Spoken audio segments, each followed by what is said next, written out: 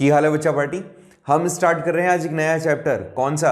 Geography के section से manufacturing industry. काफी सिंपल अच्छा चैप्टर है, कई सारे क्वेश्चंस इसमें से पूछे जाते हैं, बोर्ड पॉइंट ऑफ व्यू से भी इंपॉर्टेंट है एंड आपके मतलब जो इंटरनल असेसमेंट होता है उसके लिए भी इंपॉर्टेंट है, एनटीएससी के लिए बहुत इंपॉर्टेंट है। आपसे एग्जाम में कैसे क्वेश्चन पूछे जाते हैं, इससे बहुत ही फेवरेट है। इसमें से कुछ इंडस्ट्रीज जो बार बार एग्जाम में पूछी जाती हैं, जैसे आपसे सीमेंट इंडस्ट्री बहुत बार पूछी जाती है इस चैप्टर में से, आपसे आयरन इंडस्ट्रीज बहुत बार पूछी जाती है, ठीक है। इसके अलावा एमसीक्यूज की बात करें तो कौन सी इंडस्ट्री कहाँ पर सिचुएटेड है, मैप आपसे पूछ लेता है। इस तरह के कुछ क्वेश्चन इसमें आते हैं। इस पार्ट को मतलब इस चैप्टर को अगर अपन देखें तो दो कैटेगरीज में डिवाइड कर सकते हैं। एक कैटेगरी जो थोड़ी सी टफ है, एक कैटेगरी जो बहुत ही आसान है। तो अभी जो हम पढ़ रहे हैं वो इंट्रोडक्शन है। इंट्रोडक्शन के बाद क्लासिफिकेशन ऑफ इंडस्ट्रीज है, ये आएगा इसके इजी पार्ट में। थोड़ा सा कंसेप्ट वाइज या थोड़ा सा मेमोरी के अंदर आपको रखना पड़ेगा, वो वाला जो पार्ट होगा वो थोड़ा सा टफ पार्ट होगा, जिसमें हम हर एक इंडस्ट्री को उठाएंगे और उस इंडस्ट्री से रिलेटेड कुछ क्वेश्चंस को डिस्कस करेंगे कि कहाँ पर सिचुएटेड है, क्या क्या चीज़ें चाहिए होती है, ठीक है, ये सारी चीज़ें। तो वो थोड़ा सा टफ पार्ट है, कोई नहीं, इसको ओवरऑल देखेंगे ना तो बहुत ही सिंपल हो जाएगा। कोशिश करेंगे आपको सिंपल से सिंपल तरीके से कन्वे कर सकें जो भी इस चैप्टर में इंपॉर्टेंट चीज़ें हैं। अच्छा, आपको करना क्या है भैया, पैरेलल आप इस चीज़ को पढ़ते रहें, जो पुराने लेक्चर्स हैं उनको देखते रहें। एनटीएससी का एग्ज़ाम नो डाउट होना तो है, ठीक है। एनटीएससी अभी वैसे तो डेट उसकी 16 तारीख थी, आगे डेट बढ़ गई है उसकी, तो मे बी पॉसिबल वो जनवरी लास्ट में या फरवरी में हो जाए, ठीक है। तो ऐसा अभी कोई डेट फिक्स आया नहीं है, बट उसके पहले we need to complete it. तो कोशिश करो कि इसके पैरेलल जो भी हमारी सीरीज चल रही हैं, जैसे हमने कुछ संकल्प के नाम से मैंने पर्सनली उसको चालू किया है एसएसटी के लिए, कि आपके जो क्वेश्चंस हैं एटलीस्ट आप उन क्वेश्चंस को अचीव कर सकें। स्पेशली हिस्ट्री जैसे सब्जेक्ट में जिसमें बहुत ही वाइड आपको पढ़ना पड़ता है, उसमें मैंने हर स्टेट के कुछ प्रीवियस ईयर के क्वेश्चंस उसमें इंट्रोड्यूस किए हैं, आपको प्लीज़ देखना चाहिए, उसमें काफ़ी मेहनत भी लग रही है। सो आप प्लीज़ देखें, कोई सजेशन हो तो दें। चलिए आज इस चैप्टर को शुरुआत करते हैं। पहले कि मैन्युफैक्चरिंग इंडस्ट्री चैप्टर का नाम है, तो पहली चीज़ तो ये बता दें, यहाँ पे दो वर्ड्स बन जाते हैं। पहला वर्ड आ जाता है manufacturing and the second one is industry. Industry वो प्लेस होता है जहां पे किसी प्रोडक्ट को कन्वर्ट किया जाता है, बदला जाता है। अब वो प्रोडक्ट कौन सा होता है? कोई भी रॉ मटेरियल होगा, उस रॉ मटेरियल को you will change into a new product, new unit. आप एक नई यूनिट में उसको कन्वर्ट कर दोगे। जो पुरानी आपकी यूनिट है you will convert it into new one, ठीक है। तो रॉ को आपने नए में बदल दिया। मैन्युफैक्चरिंग मीन्स जब किसी भी चीज को आपने क्या किया, प्रोसेस किया। रॉ मटेरियल था कोई, उस रॉ मटेरियल को आपने प्रोसेस किया, प्रोसेस करने के बाद एक नया आपने प्रोडक्ट बना दिया। अब ये जो रॉ मटेरियल ऑफ कोर्स ये कहां से आएगा? एग्रीकल्चर सेक्टर से आएगा। तो कोई भी चीज को मशीन की हेल्प से यू आर मेकिंग और converting into a new one which is manufacturing. And ये जो मैन्युफैक्चरिंग का काम जहां पर होता है that is called the industry. तो मैन्युफैक्चरिंग इंडस्ट्री मतलब हम डिस्कस करने वाले हैं कि इंडिया के अंदर ये जो मैन्युफैक्चरिंग होती है ये कहाँ कहाँ होती है, किस किस चीज़ की होती है। ओवरऑल पूरा चैप्टर इसी पर बेस्ड है। चलिए देखते हैं क्या है। सबसे पहली चीज़ यहाँ पर अगर आप थोड़ा सा गौर करेंगे तो यहाँ पर आपको तीन फोटोज दिखेंगी। पहली फोटो में आपको दिख रहा होगा रॉ मटेरियल, फर्स्ट फोटो में आपको दिख रहा होगा बेटा रॉ मटेरियल। रॉ मटेरियल को मशीन के अंदर प्रोसेस किया जाता है, उसकी प्रोसेसिंग होती है और प्रोसेसिंग के बाद में you get a new one और आपको एक नया वैल्यूएबल गुड्स मिल जाता है। तो ये ओवरऑल जहां पर कुछ भी हो रहा है, ओवरऑल ये तीनों चीजें जहां पर हो रही है दैट इज इंडस्ट्री, एंड जो वर्क वहां हो रहा है that is manufacturing. This process taken place जहां पर, तो that is industry, and this whole process was manufacturing. Got it? तो manufacturing what is it? The production of goods in a large quantity after processing from the raw material to more valuable productions या products. इसमें इसने कहा कि जब आप किसी goods को एक बड़ी क्वांटिटी में रॉ मटेरियल से दूसरे वैल्यूएबल गुड्स में कन्वर्ट करते हैं तो वो मैन्युफैक्चरिंग होता है। Is it clear? मैन्युफैक्चरिंग क्या होता है? जब आप रॉ मटेरियल से प्रोसेस करें, और प्रोसेस किस चीज के लिए करें? एक नया वैल्यूएबल गुड्स बनाने के लिए कोई भी चीज प्रोसेस करते हैं तो उसको कहा जाता है मैन्युफैक्चरिंग। काफी सिंपल है। अच्छा, ये जो मैन्युफैक्चरिंग होता है इसको तीन टाइप से, मतलब हम कैटेगरी वाइज देखते हैं। देखो अभी जैसे मैंने आपको बताया कि we are having manufacturing industries, तो मैन्युफैक्चरिंग जो प्रोसेस है, ऑफ कोर्स ये जो चीजें हैं ये ओवरऑल ये इकोनॉमिक एक्टिविटीज हम डिस्कस कर चुके हैं सेक्टर्स ऑफ इंडियन इकोनॉमी में। तो उसमें हमने क्या किया था, देखो मैक्सिमम जो लोग हैं इसमें होने चाहिए बट इसमें नहीं है, इसमें है। तो यहां पर जो मैन्युफैक्चरिंग इंडस्ट्री की हम बात कर रहे हैं वो उस इंडस्ट्री की बात कर रहे हैं जो कि कहीं ना कहीं इंगेज है हमारे डेवलपमेंट को लेकर के। तो मैन्युफैक्चर चाहे किसी भी चीज का करो, चाहे क्लोथ्स का करो, चाहे मशीन्स का करो, या फिर आप कोई भी चीज प्रोड्यूस कर रहे हो, चाहे आप वेपन्स बना रहे हो, चाहे आप मतलब लाइफ के लिए इंपॉर्टेंट चीजें जो भी हैं उनको मैन्युफैक्चरिंग कर रहे हो, या फिर कोई भी इडेबल्स आप बना रहे हो, कुछ भी चीज अगर आपने रॉ मटेरियल लिया, उसको प्रोसेस किया, मशीन की हेल्प आपने ली और नया प्रोडक्ट बना दिया, तो वो जो कंसीडर किया जाएगा वो मैन्युफैक्चरिंग होगा। ठीक है, अच्छा मैंने ऑलरेडी आपको बताया, हमने एक चैप्टर पढ़ा था इकोनॉमिक्स का, उसमें हमने देखा था कि हमारे यहां पर जितनी भी इकोनॉमिक एक्टिविटीज होती हैं दे आर एक्चुअली, उनको क्लासिफिकेशन उनका किया गया है तीन कैटेगरीज में। First is primary, secondary and third one is tertiary. अच्छा अब सुने, ये जो सेकेंडरी एक्टिविटी है इसे मैन्युफैक्चरिंग सेक्टर भी कहते हैं। क्या कहते हैं बेटा? Manufacturing sector. ये जो प्राइमरी एक्टिविटी है ऑलरेडी आप जानते हो इसको एग्रीकल्चर सेक्टर भी कहते हैं, और ये जो टर्शरी एक्टिविटीज हैं ये जो सेक्टर है दैट इज सर्विस सेक्टर। ठीक है, बात समझ में आई? अच्छा सुनो, लाइन क्या लिखी हुई है वो गौर करना। The people employed in a secondary activity manufacturing manufacture primary material into finish goods, कि जो भी इस कैटेगरी में इन्वॉल्व हैं ऑल द पीपल वो कन्वर्ट करते हैं प्राइमरी सेक्टर से आए हुए प्रोडक्ट को एक नए प्रोडक्ट में। ठीक है, देखो ये मैन्युफैक्चरिंग करते हैं प्राइमरी प्रोडक्ट को एक फिनिश प्रोडक्ट में। बहुत ही सिंपल है, मैंने कहा प्लास्टिक होता है, उस प्लास्टिक को हमने मेल्ट किया मशीन की हेल्प से, इस तरह का कोई शेप दे दिया, ये बन गया पेन। ठीक है, या फिर किसी भी चीज को, टी शर्ट ले लो, इसको हमने क्या किया, ये जो टी शर्ट बनी हुई है ये था कॉटन को हमने मशीन के अंदर उसको जो भी प्रोसेस होता है वो किया, उसे थ्रेड बनाया, थ्रेड बनने के बाद में इसको हमने कन्वर्ट कर दिया टी शर्ट में। तो कोई भी चीज जो भी आप प्रोड्यूस कर रहे हो अगर उसमें आपने मशीन की हेल्प ली है, चाहे वो ओल्ड स्टाइल की हो चाहे मॉडर्न हो, जैसे भी उसको आपने रॉ से फिनिश गुड में कन्वर्ट कर दिया है तो उसको हम काउंट करेंगे मैन्युफैक्चरिंग में। ठीक है, और ये जो भी कंडीशंस हैं वो जो भी काम होता है वो कहाँ होता है? इंडस्ट्रीज में। तो वो क्या हो गया आपका? Manufacturing sector. अच्छा फिर वही बात आ जाती है, देखिए दोबारा समझें कि मैक्सिमम लोग जो प्राइमरी सेक्टर से अपना लाइवलीहुड गेन कर रहे हैं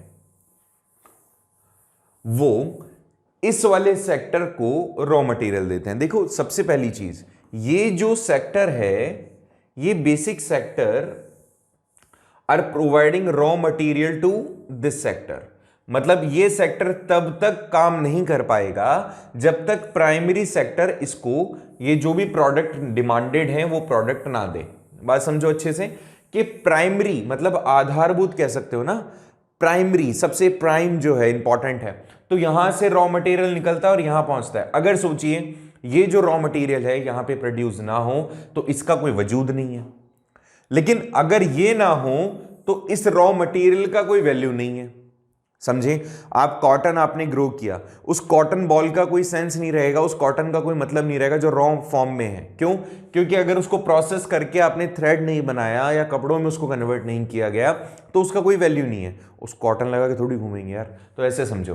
तो यहां पर इसने क्या किया, ये इंडस्ट्री इसके लिए एक बहुत ही इंपॉर्टेंट इंडस्ट्री है, और अगर शायद ये इंडस्ट्री ना हो तो इस इंडस्ट्री का भी वैल्यू ना के बराबर होगा। Is it clear? चलिए, तो पहली चीज तो क्लियर होगी हमें कि जो भी लोग इस सेक्टर में मतलब मैन्युफैक्चरिंग सेक्टर में इंगेज्ड हैं, these people are converting product from raw material to finish goods.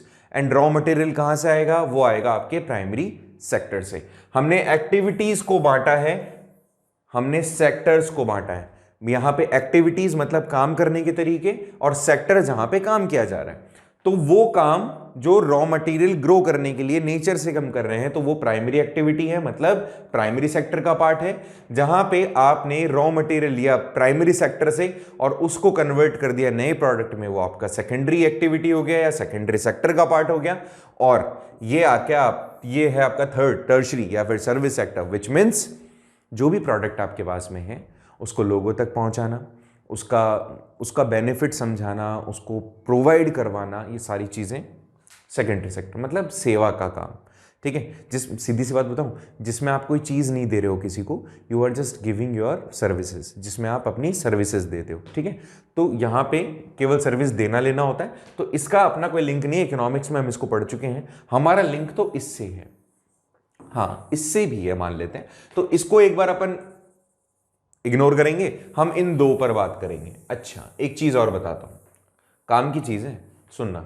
चलो नेक्स्ट स्लाइड में बताता हूं, अच्छे सुनो इसको। यहां देखना, यहां लिखा हुआ है कि अगर आप किसी भी कंट्री का इकोनॉमिक स्ट्रेंथ जानना चाह रहे हैं, किसी भी कंट्री के बारे में जानना चाह रहे हैं, तो याद रखें उस कंट्री की strength, power, capacity and economical condition if you want to know, then ये केवल मेजर किया जाता है कि किसी भी कंट्री के अंदर जो मैन्युफैक्चरिंग इंडस्ट्रीज है वो कितना डेवलप्ड है। बात समझो, हमारे देश के अंदर मैक्सिमम लोग खेती करते होंगे, लेकिन उसको एक तरीके से बेस नहीं माना जा सकता कि आपका इकोनॉमिक कितना स्ट्रेंथ है। ठीक है, आपका इकोनॉमिकल स्ट्रेंथ कितना है, इस चीज को अगर आपको बेस बनाना है, बेस मानना है, तो उसके लिए एक ही बेस है और वो है आपके देश की मैन्युफैक्चरिंग इंडस्ट्री। किसी भी कंट्री का अगर अपन इकोनॉमिकल स्ट्रक्चर, उसका स्ट्रेंथ या उसका कितनी उसकी इकोनॉमी में पावर है, ये बात आप जानना चाह रहे हो, या उसकी इकोनॉमी कितनी ज्यादा डेवलप्ड है, इसको अगर मेजर करना चाह रहे हो, तो आप केवल एक ही चीज बेस बनाते हैं और वो है उसकी मैन्युफैक्चरिंग सेक्टर या मैन्युफैक्चरिंग इंडस्ट्रीज। अब ये जैसे मैन्युफैक्चरिंग बात, अब इंडिया की बात करें, हमारे सारे लोग किस में जुड़े हुए हैं बेटा? हमारे मैक्सिमम लोग 50% से ज्यादा आबादी आपके एग्रीकल्चर सेक्टर का पार्ट है, मतलब प्राइमरी सेक्टर का पार्ट है। बट हम डेवलप्ड नहीं है, हालांकि डेवलपिंग स्टेज पर है, वहां पर ही चाइना है। हालांकि चाइना भी डेवलपिंग कंट्री है, बट उसका ये जो डेवलपिंग कंट्री होने का टाइटल है वो हमसे, मतलब ये भी कह सकते हो हमारी इकोनॉमी और उसकी इकोनॉमी में रात दिन का अंतर है, क्योंकि they are working on secondary sector या फिर इसको आप मैन्युफैक्चरिंग सेक्टर कह सकते हो। ठीक है, तो बात समझे, किसी भी देश का अगर आपको इकोनॉमी पता करना है, इकोनॉमिकल स्ट्रेंथ पता करनी है, उनकी कंडीशन पावर पता करनी है, तो ये देखिए कि उनकी इंडस्ट्री कितनी रैपिडली ग्रो कर रही है। ठीक है, अगर इंडस्ट्रीज वहां की ग्रो करेगी तो for sure they will be developed, for sure developed हो जाएंगे। हमारे जैसे नहीं कि हम या तो अंडर डेवलप्ड है या डेवलपिंग स्टेज पर है। ठीक है, यहां तो कोई प्रॉब्लम नहीं है। चलिए आगे देखिए, एक चीज और इसमें बताना चाह रहा हूं मैं कि कोई, जैसे आप देखो अमेरिका हुआ या फिर और कोई दूसरी कंट्री हुई, तो इनके साथ में सबसे अच्छी चीज क्या होती है, ये मैं आपको ऑलरेडी बता चुका हूं इकोनॉमिक्स वाले चैप्टर में, फिर बता रहा हूं एक बार। अगर ये पता लगाया जाए कि डेवलप्ड कोई कंट्री है, डेवलप्ड की बात कर रहा हूं मैं, तो उसके लिए क्या चाहिए, यहां पर प्राइमरी सेक्टर में ज्यादा से ज्यादा टोटल पॉपुलेशन का 3 से 5% लोग ही होने चाहिए। सेकेंडरी सेक्टर में सबसे ज्यादा पॉपुलेशन होनी चाहिए, अगर 50% है तो माशाअल्लाह बहुत बढ़िया बात है। और अगर सर्विस सेक्टर की बात की जाए तो इसमें रेस्ट ऑफ द पॉपुलेशन भी इसमें हो जाए तो भी कोई दिक्कत वाली गम की बात नहीं, लेकिन सबसे ज्यादा पार्ट होना चाहिए आपके सेकेंडरी सेक्टर का। ठीक है, हमारे यहां पर उल्टा है, हमारे यहां पर प्राइमरी सेक्टर में 50% के आसपास है, फिर आपके सर्विस सेक्टर में है, और ये सबसे ज्यादा कम है, इसीलिए हमारे यहां पे जो ग्रोथ है वो काफी स्लो है। चाइना में यही चीज उल्टी है, वहां पे सेकेंडरी सेक्टर में सबसे ज्यादा लोग हैं, फिर आपके सर्विस सेक्टर में है और फिर आपके प्रोडक्शन में है। ठीक है, चलिए तो ये चीज समझ में आ गई होगी। चलिए नेक्स्ट देखते हैं। जो मैंने ये टाइटल आपको बताया कि डेवलप्ड अगर आपको कंसिडर करवाना है आपको, तो सबसे पहले आपको अपने इंडस्ट्रीज को डेवलप करना पड़ेगा। अगर हम ऐसी बात कर रहे हैं तो उसके पीछे का लॉजिक क्या है, what are the importance of industrial development, industries को डेवलप करने की हमें जरूरत क्यों पड़ रही है, why we are actually focusing over the development of industry, why. Primary sector तो बहुत अच्छी चीज होती है, उसी को डेवलप करो, उसके पीछे का क्या कारण है। तो सबसे पहला कारण है, we are talking about some importance. The first one is कि अगर आपकी इंडस्ट्री डेवलप नहीं हो रही है तो जितने भी आपके नेचुरल रिसोर्सेज हैं वो वेस्ट हो जाएंगे। ठीक है, अगर आपने अपनी इंडस्ट्रीज को डेवलप नहीं किया तो आपके जो नेचुरल रिसोर्सेज हैं वो वेस्ट हो जाएंगे। मैंने आपको कहा कॉटन आपने ग्रो किया, उस कॉटन का कोई मतलब नहीं है अगर उसको आपने कन्वर्ट नहीं कर दिया क्लोथ्स में तो। ठीक है, बात समझ आ रही है। ऐसे ही आयरन ऑर है, उस आयरन ऑर को आपने अगर आयरन यूजेबल फॉर्म में नहीं लेकर उसको आ पाए तो उसका मतलब ही नहीं, पत्थर है वो तो केवल एक। ठीक है, या फिर और भी कोई दूसरा सोचिए, जैसे मेरे हाथ में ये रिंग है, अगर ये जो सिल्वर है इसको मैंने फाइन नहीं किया होता और सिल्वर वही स्मॉल पार्टिकल्स में इधर उधर गिरा हुआ होता तो उसका कोई वैल्यू नहीं होता। कोई भी चीज अगर उसको आपने यूजेबल फॉर्म में वो आप नहीं लेकर आए तो उसका वैल्यू नहीं होगा। आप अचानक से गेहूं है तो गेहूं को डायरेक्टली थोड़ी कंज्यूम कर लेते हो कि चलो यार आज तो गेहूं खाते हैं, ऐसा थोड़ी होता है। उसको आप पर्टिकुलर प्रोसेस करते हो, यूजेबल फॉर्म में लेकर आते हो। तो अगर आप उसको यूजेबल फॉर्म में नहीं लेकर आ रहे हो, अगर आपको पता नहीं है उसको यूजेबल फॉर्म में लाया कैसे जाए या किसके बिहाफ पे प्राइमरी से फिनिश गुड में हम कन्वर्ट करेंगे, तो फिर बेकार हो जाता है सारा मामला।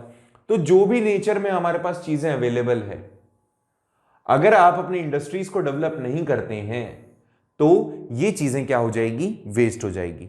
तो first importance is industrial development का सबसे इंपॉर्टेंट जो आप कह सकते हो इंपॉर्टेंस है, sorry, that is the utilization of natural resources. जो भी नेचर से हमें चीजें मिल रही है उसको हम यूटिलाइज कर सकें, इस कारण से इंडस्ट्रीज का होना जरूरी है। ठीक है, पहली चीज समझ में आ गई, utilization of natural resources. Please इस चीज को अच्छे से याद रख लेना। आ जाइए नेक्स्ट पे। इसने कहा कि द बैलेंस सेक्टरल डेवलपमेंट। भाई जो सेक्टर्स हैं आपके, like primary sector, secondary sector, tertiary sector, तो ऐसे में जो भी सेक्टर्स हैं, जो जितने भी सेक्टर्स हैं, जैसे समझिए प्राइमरी है, सेकेंडरी है या टर्शियरी है, तो अगर आपने प्राइमरी पे ज्यादा फोकस किया तो भी काम खराब हो जाएगा। जैसे इंडिया में आप देख रहे हो कि maximum 50% population people are engaging in that, और दूसरे नंबर पे टर्शियरी में है, तो ऐसे में क्या होगा, मैक्सिमम लोग बेरोजगार रहेंगे। आपको जरूरी है कि इनके बीच में इक्वालिटी लेकर आना। If you are unable to have the equality और मेकिंग बैलेंस अमंग देम, तो मामला खराब हो जाएगा। ऐसे में इन्होंने कहा कि यहां पे इंडस्ट्रीज को अगर आप डेवलप करते हैं तो बैलेंस किया जा सकता है, किसको, इन सारे सेक्टर्स को। देखो भाई एक बार और एक मतलब अच्छे से समझना, मैंने कहा कि हमारे यहां पर 50% लोग एग्रीकल्चर में जुड़े हुए हैं। अब वो एग्रीकल्चर में और ज्यादा इनोवेशन तब ला सकते हैं जब इस एग्रीकल्चर प्रोडक्ट की डिमांड बढ़ेगी। बात समझ रहे हैं? तो ऐसे में क्या होगा, अगर आपको एग्रीकल्चर सेक्टर की डिमांड बढ़ानी है तो ऑफ कोर्स इसको बढ़ाना पड़ेगा, सो दैट यहां पे इनकी डिमांड बढ़े और जो भी ये प्रोड्यूस कर रहे हैं इसको उसका ज्यादा मुनाफा दिया जा सके। मान के चलें, जैसे देखिए अगर पॉसिबल ऐसे होता, मैंने कहा 100 केजी किसी ने प्रोड्यूस किया, 50 केजी उसने अपने पास में रख लिया, है ना। अब उस 50 केजी का वो क्या करे जिसका कोई वैल्यू नहीं है, या अगर वो इंडस्ट्रीज में बेचने जा रहा है तो उसको केवल 1 रुपये मिल रहा है, 1 रुपये केजी हो जा रहा है चीज। मैंने कहा इंडस्ट्री लग गई एक नई इंडस्ट्री में, उसने गेहूं डिमांड किए, इस पर्सन के पास 50 केजी गेहूं थे, उसको 10 रुपीज केजी में उसने वहां बेच दिया, तो he will be self motivated कि हाँ मुझे नेक्स्ट टाइम और ज्यादा प्रोड्यूस करना है क्योंकि मेरे गुड्स की डिमांड है। तो ऐसे में क्या होगा कि प्राइमरी एक्टिविटी में जो लोग डिपेंडेंट हैं, काफी ज्यादा डिपेंडेंट हैं, और उनको वहां से नहीं मिल रहा है कुछ भी आउटपुट, जो कि डिस्गाइज्ड अनएम्प्लॉयमेंट का एक हिस्सा बने हुए हैं, they will be self motivated to make more और प्रोड्यूस मोर। तो ऐसे में अगर आप सेकेंडरी, अच्छा एक और चीज है, ऐसे भी समझो कि इंडस्ट्रीज के डेवलप होने से बहुत लोगों को रोजगार मिलता है। देखिए टर्शियरी सेक्टर में काफी ज्यादा आप कंपटीशन देखेंगे। एक रिक्शे वाले को ढूंढेंगे तो 50 रिक्शे वाले आ जाते हैं, ठीक है, या एक टीचर को ढूंढेंगे तो 50 टीचर आ जाते हैं। एक डॉक्टर के पास जाएंगे तो आपको हर गली में आजकल डॉक्टर मिल जाएगा। कंपटीशन ज्यादा है क्योंकि पॉपुलेशन हमारे यहां ज्यादा है। ऐसे में पॉपुलेशन कॉन्टिन्यूसली बढ़ती जा रही है, बट जो अपॉर्चुनिटीज हैं, दैट अपॉर्चुनिटीज आर लिमिटेड। क्यों? क्योंकि प्राइमरी सेक्टर में भी जमीनें उतनी की उतनी ही रहेगी, वो बढ़ नहीं सकती, और जिसका प्रोडक्शन पॉइंट ऑफ व्यू या प्रोडक्शन लेवल जितना है वो उतना ही प्रोड्यूस कर पाएगा। टर्शियरी सेक्टर में पहले ही ऑलरेडी जितने लोग हैं उससे कई ज्यादा अवेलेबल हैं। ऐसे में क्या होगा, जितने लोग अवेलेबल हैं उनका भी एक्सप्लॉइटेशन होना शुरू हो जाएगा। भैया तू 10,000 में काम करेगा, वो बोलेगा सर मैं तो 9 में कर लूंगा, वो बोलेगा अच्छा 9 में कर रहा है, ये तो 8 में कर रहा है। तो ऐसे में क्या होगा, ये वाले ओवर हो चुके हैं दोनों। एक जो बचा हुआ है वो सेकेंडरी सेक्टर बचा हुआ है। इस सेकेंडरी सेक्टर का एक ही किस्सा है कि इस सेकेंडरी सेक्टर को आपको अगर डेवलप करना है तो you can do one thing, केवल आप एक काम कर सकते हैं कि नई इंडस्ट्रीज को आप इंट्रोड्यूस करें, ठीक है। और जब नई इंडस्ट्रीज इंट्रोड्यूस होगी then we can come back with boom, तो हम वापस से अपना जो एक खोया हुआ रेपो है उसको हम वापस गेन कर पाएंगे, ठीक है। तो सेकंड वाला समझ में आया। आप देखते हैं थर्ड पॉइंट। तो पहला क्या था, नेचुरल रिसोर्सेज को यूटिलाइज करना। दूसरा क्या था, बैलेंस करना सेक्टर्स के बीच में। तीसरा क्या है, कैपिटल का फॉर्मेशन, कैपिटल को इनहेंस करना। कैपिटल क्या होता है पहले तो ये सोचो। इंडिया की कैपिटल दिल्ली, ये वो वाला कैपिटल नहीं है, ये इकोनॉमिक्स वाला कैपिटल है। कैपिटल मींस एक ऐसा खर्चा जो आपने आगे कमाने के लिए किया हो, या जिस खर्चे से आप आगे भविष्य में कमाएंगे। मैंने कहा कि एक इंडस्ट्री सेटअप की गई जिसको बनाने में 10 CR रुपीस का, मतलब CR का तो मतलब स्ट्रक्चर बना है, 5 CR की मशीन्स आई हैं, 1 CR का रॉ मटेरियल आया है और 3 CR का आपका ह्यूमन रिसोर्स आया है। ओवरऑल लगभग 20 CR का हमने काम कर लिया। हो गया क्या, देख लेना ना, ये 2 CR कर देते हैं। तो 20 CR you have invested over somewhere, आपने इन्वेस्ट किया।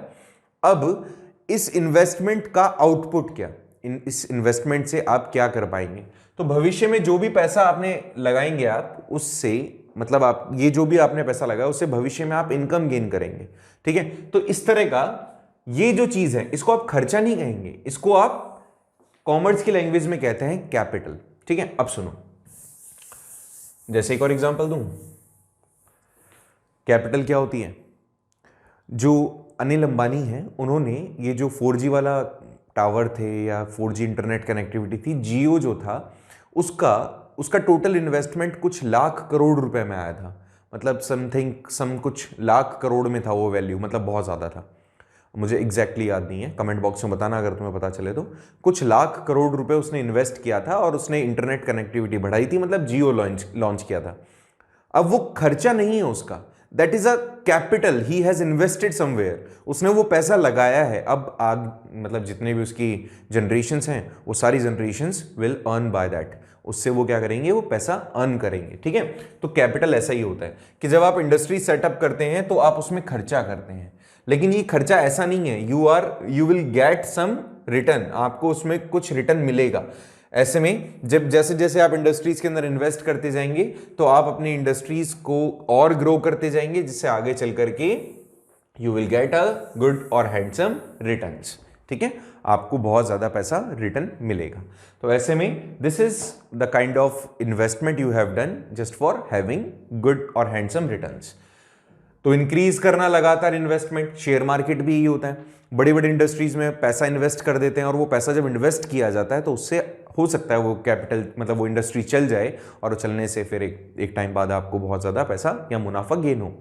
वो वापस एग्जांपल ले रहा हूँ, जियो अगर आपको याद आया हो तो जब पहली बार आया था, इंट्रोड्यूस हुआ था, तो वो फ्री ऑफ कॉस्ट उन्हें लगभग 1 साल तक इंटरनेट दिया था हमें, 4G।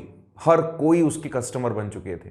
पहले मुझे अच्छे से याद है कि हम जब सर्फ करते थे तो कुछ GB मिलता था हमें कुछ रुपीज़ में, मतलब शायद 100 रुपीज़ में 1 GB एंड समथिंग। फिर उसके बाद में हमें तो इतना पता ही नहीं था कि इंटरनेट का स्पीड भी इतना वैल्यूएबल होता है। तो फिर जब 4G आया तो हम हैबिचुअल हो गए उसका, हम सभी की बात कर रहा हूँ। एक टाइम बाद, मतलब उस टाइम उसने 1 साल तक किसी से कोई रुपया नहीं लिया, उसने हमेशा स्पीड बढ़ा के दी, अच्छे अच्छे प्लान्स उसने दिए, हर चीज़, सिम भी इवन बहुत सस्ती। लास्टली क्या हुआ, जब हम उसके हैबिचुअल हो चुके थे, नाउ अब कंडीशन क्या है, अप्रॉक्सीमेटली मेरे हिसाब से शायद 700 एंड प्लस का प्लान होता है अब तो, है ना, 84 डेज का, 2 GB का। तो ये क्या है, this is kind of investment they have done and now they will earn. तो ये इंडस्ट्री है, what they have given us, they have initiated some services, तो उन्होंने हमें सर्विस दी, ठीक है।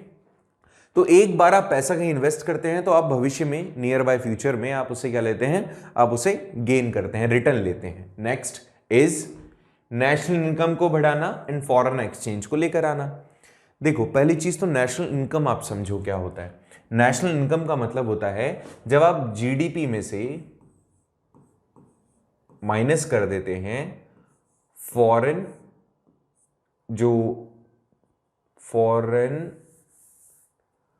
ट्रेड वैल्यू, ठीक है। जैसे जीडीपी के अंदर से जो भी आपकी देश की जीडीपी है उसमें फॉरेन कंपनी अगर कोई यहाँ इन्वेस्ट करके बैठी है और उसका जो भी बेनिफिट है वो अपने देश में लेके जाएगी, अगर उस चीज को आप माइनस कर दें, ठीक है, फॉरेन कंपनीज का इनकमिंग जो है उसको अगर आप माइनस कर देते हैं जीडीपी में से, तो आपके नेशन का इनकम आ जाता है, ठीक है, नेशनल इनकम आ जाता है। देखो ऐसे समझो 20 के सीआर अगर कुछ है, 20,000 करोड़ रुपए है, इसमें से विदेशी जो कंपनीज हैं हमारे यहां पे 10 के सीआर, ये टोटल हमारा जीडीपी आ गया, ये टोटल हमारा जीडीपी है। एंड इस टोटल जीडीपी में से हमने फॉरेन कंपनीज जो हैं, इन फॉरेन कंपनीज का जो भी वैल्यू था, जो भी वर्थ था, उसको हमने क्या कर लिया, माइनस कर दिया। तो जो बचा हुआ 10 के सीआर है, इस 10 के सीआर से हमने क्या पता लगा लिया, ये हमारे देश का एक्चुअल में नेशनल इनकम है। तो अगर आपके इंडस्ट्रीज खुद की है, अगर आपके देश की इंडस्ट्रीज खुद की है, तो ऐसे में आप इन इंडस्ट्रीज से हमारे देश का जो इनकमिंग है उसको भी बढ़ा सकते हैं। हालांकि अगर मैं एक्चुअल में आपको बताऊं तो हमारे देश की जो जीडीपी है, उस जीडीपी में से मैक्सिमम जो भी जीडीपी में पार्टिसिपेशन है फॉरेन कंपनीज का ही है। हमारे यहाँ की स्वदेशी कंपनियां बहुत कम है, ठीक है। तो जो नेशनल इनकम है उसको भी आप बढ़ा सकेंगे अगर आपके देश की मैन्युफैक्चरिंग इंडस्ट्रीज डेवलप करेगी तो। और इससे क्या होगा, जब आपके देश के अंदर कोई चीज प्रोड्यूस हो रही है और काफी अच्छी वैल्यू की है, तो फिर उसको आप बेचेंगे भी बाजारों में बेचेंगे, विदेशों में बेचेंगे।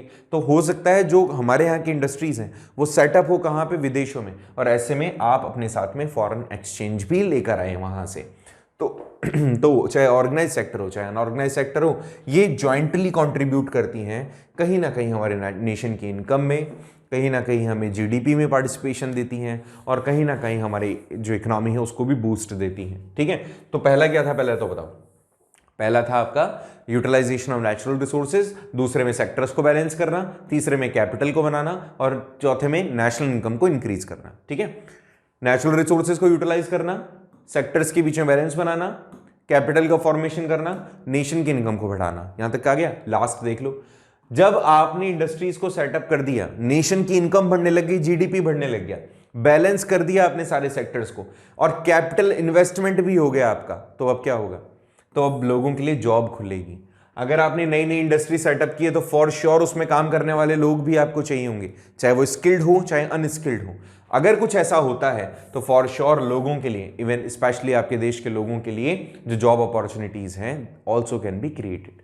तो ऐसे में अगर इंडस्ट्री डेवलप करती है तो हमारे नेचुरल रिसोर्सेज बढ़ते हैं, सेक्टर्स के बीच में बैलेंस क्रिएट होता है, कैपिटल का फॉर्मेशन होता है, इनकम बढ़ती है, और आम जनता के लिए जॉब अपॉर्चुनिटीज भी बढ़ती है, ठीक है। आपको ये पांचों चीजें याद हो गई कि नहीं हुई, जल्दी बताइए फटाफट से।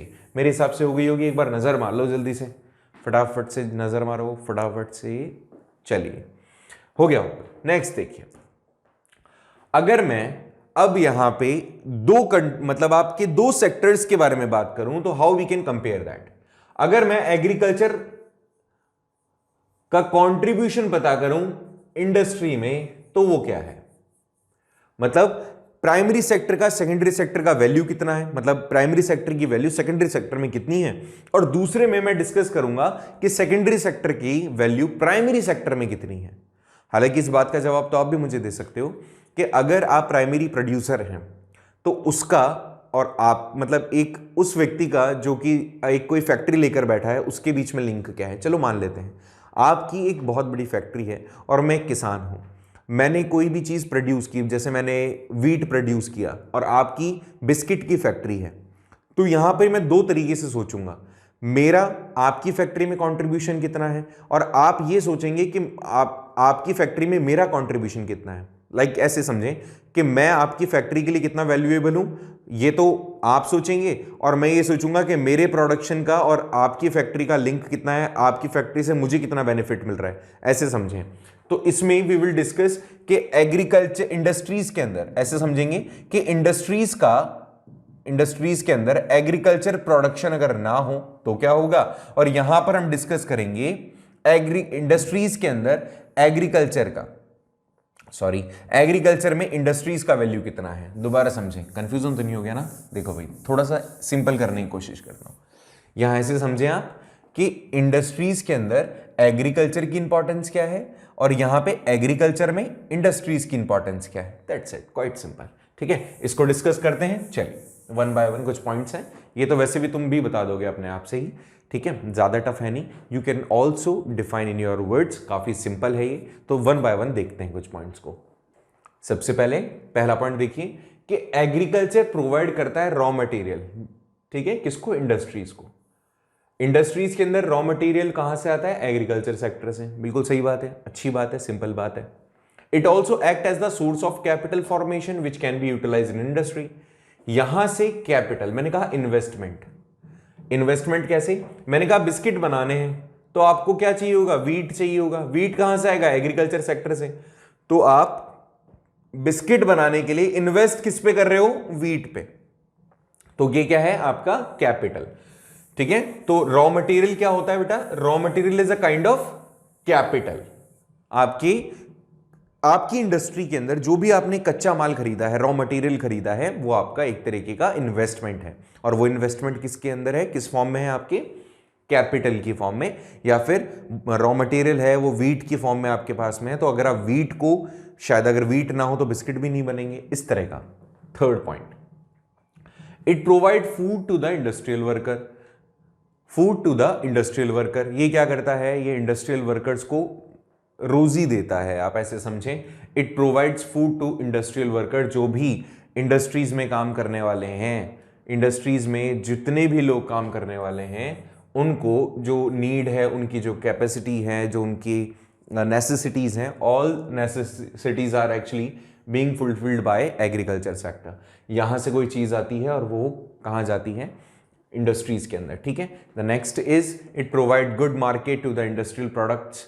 ये इंडस्ट्रियल प्रोडक्ट्स को एक अच्छा मार्केट प्रोवाइड करते हैं so that they can easily take participation in market competition. ठीक है, ये चीज समझ में आ गई होगी आपको। It also decrease pressure on industries. Contribution of agriculture to industry. ठीक है, देखो इसके अंदर और क्या, सिंपल सी बात, it also decrease the pressure on industries. Industries के अंदर प्रेशर डिक्रीज कर दिया जाता है एग्रीकल्चर के थ्रू। देखो इसको थोड़ा सा, ये जो यहाँ पे पॉइंट्स हैं काफी थोड़े से मतलब टफ हैं। ठीक है, इसको बहुत ही सिंपल फॉर्म में समझो और आप ऐसे समझो कि कंट्रीब्यूशन एग्रीकल्चर का क्या है। ये जो लास्ट के 3 पॉइंट्स हैं ना, थोड़े से बेतुके हैं, बट आपके एनसीईआरटी में है तो हमें इंट्रोड्यूस करना पड़ेगा। बट ऐसे समझो आप, हाँ ठीक है, इसको ऐड कर सकते हैं, मेरे को ठीक लगता है। लेकिन बाकी के ये अपने बनाए हुए हैं। इसके बजाय आप अपने वर्ड्स में अगर लिखोगे, जैसे मैं इसको ऐसा कहूं कि industrial workers are having work just because of agriculture production, तो वो ज्यादा लाइन अच्छी लगेगी सुनने में, बजाय इसके कि it provides food to the industrial workers. ठीक है, अच्छा इस लाइन को, it provide good market to the industrial products, इससे बेटर होगा कि मैं इसको यूं कहूं कि it gives the opportunity to grow industrial products in competitive market. ये लाइन ज्यादा अच्छी लगेगी। और अगर मैं यूं कहूं कि it also decreases the pressure on industries, ये ठीक है, इसको कह सकते हैं, लेकिन ज्यादा अच्छा होगा कि it decreases the pressure on industries, it also decreases the pressure on industries by providing them raw material.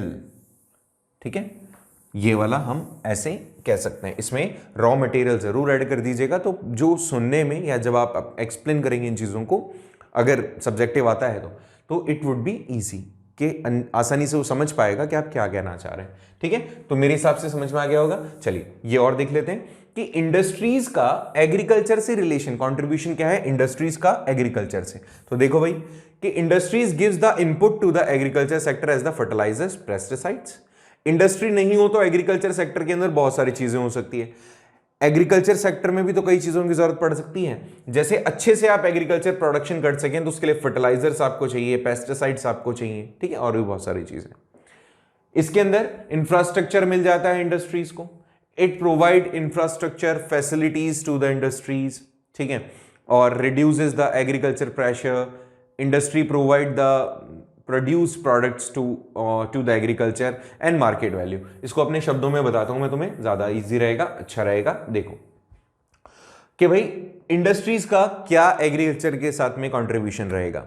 Industries agriculture को फॉर श्योर, ये वाले तो सारी चीजें आ गई। एग्रीकल्चर सेक्टर के अंदर जो सरप्लस आउटपुट होते हैं, जो सरप्लस प्रोडक्ट्स होते हैं, उनको यूटिलाइज किया जा सकता है इंडस्ट्रीज में। इंडस्ट्रीज के अंदर, एग्रीकल्चर के अंदर जो भी ऐसे प्रोडक्ट हैं जिनको आप डायरेक्ट यूज नहीं कर सकते, नो डायरेक्ट यूज, जो भी जिन प्रोडक्ट का आप डायरेक्ट यूज नहीं कर सकते, उनको इंडस्ट्रीज की हेल्प से यूजेबल आप बना सकते हो, ठीक है। और एग्रीकल्चर के ऊपर देखिए, आज आप जैसे वीट है, वीट हर कोई डिमांड करेगा, लेकिन सब तक वीट नहीं पहुंच सकता, तो बहुत सारी इंडस्ट्रीज लग गई। उन इंडस्ट्रीज ने क्या किया, जो भी वीट से क्या बनता है, फ्लोर बनता है, उस फ्लोर को आप यूज कर सको। तो ऐसे बहुत सारी इंडस्ट्रीज हैं जो आज पैक्ड आपको फ्लोर दे रही हैं। तो ऐसे में इन एग्रीकल्चर के ऊपर जो प्रेशराइजेशन है वो कम किया जा सकता है ऑन द बेसिस ऑफ, चाहे हम प्रोडक्ट यूटिलाइजेशन की बात करें, प्रोडक्ट के कंजप्शन की बात करें, या फिर लोगों की डिपेंडेंसी की बात करें। तो एग्रीकल्चर पे से लोगों की जो डिपेंडेंसी है वो कम होगी अगर इंडस्ट्री अच्छे से काम कर रही है तो, ठीक है। तो ये एक दूसरे पे कहीं ना कहीं ओवरली, मतलब एक दूसरे से इंटरडिपेंडेंट होते हैं, एक दूसरे पे ये डिपेंडेंट होते हैं। ये भी चीज समझ में आ गई होगी।